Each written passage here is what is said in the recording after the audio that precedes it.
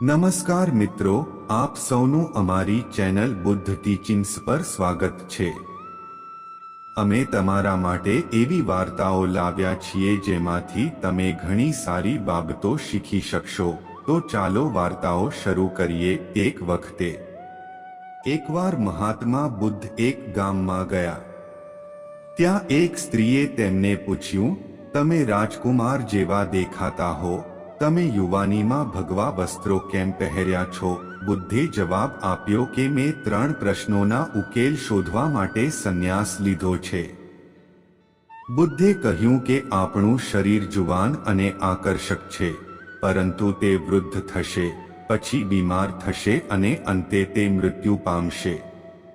મારે વૃદ્ધાવસ્થા, રોગ અને મૃત્યુના કારણનું જ્ઞાન મેળવવું છે। બુદ્ધની વાત સાંભળીને મહિલા ખૂબ પ્રભાવિત થઈ અને તેમને ભોજન માટે આમંત્રણ આપ્યું।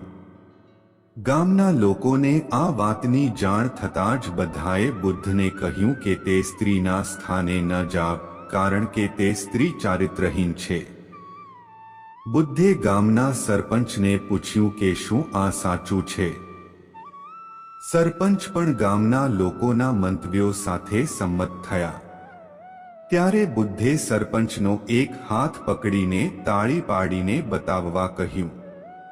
તેના પર સરપંચે કહ્યું કે અસંભવ છે, તાળી એક હાથે ન વગાડી શકાય।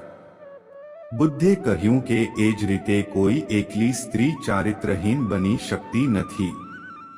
જો આ ગામના પુરુષો ચારિત્રહીન ન હોત તો સ્ત્રી પણ ચારિત્રહીન ન હોત। બુદ્ધના આ શબ્દો સાંભળીને ગામના તમામ પુરુષો શરમાઈ ગયા।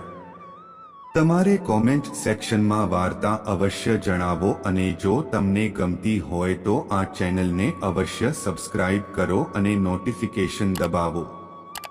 ત્યાં સુધી આગળની વાર્તામાં ધ્યાન રાખજો।